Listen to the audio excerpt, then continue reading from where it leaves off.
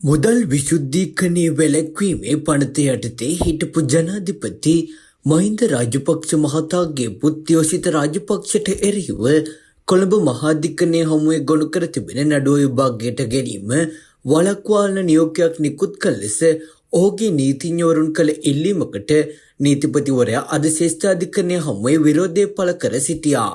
යෝෂිත රාජපක්ෂ විසින් ඉදිරිපත් කර තිබෙන එම අභ්‍යාචනය අද සලකා බැලීම සඳහා කැඳ වූ අවස්ථාවේදී නීතිපතිවරයා වෙනුවෙන් පෙනී සිටි නියෝජ්‍ය සොලිසිටර් ජෙනරාල් ජනකද බණ්ඩාර විසින් මෙම විරෝධය මතු කරනු ලැබුවා. මුදල් විශුද්ධීකරණය වැළැක්වීමේ පනත යටතේ හිටපු ජනාධිපති මහින්ද රාජපක්ෂ මහතාගේ පුත් යෝෂිත රාජපක්ෂ මහතාට එරෙහිව කොළඹ මහාධිකරණය හමුවේ එම නඩුව ගොනු කර ඇති අතර එම නඩුව විභාගයට ගැනීම වළක්වාලන නියෝගයක් නිකුත් කළ ලෙස යෝෂිත රාජපක්ෂගේ නීතිඥවරු කළ ඉල්ලීමකට අනුව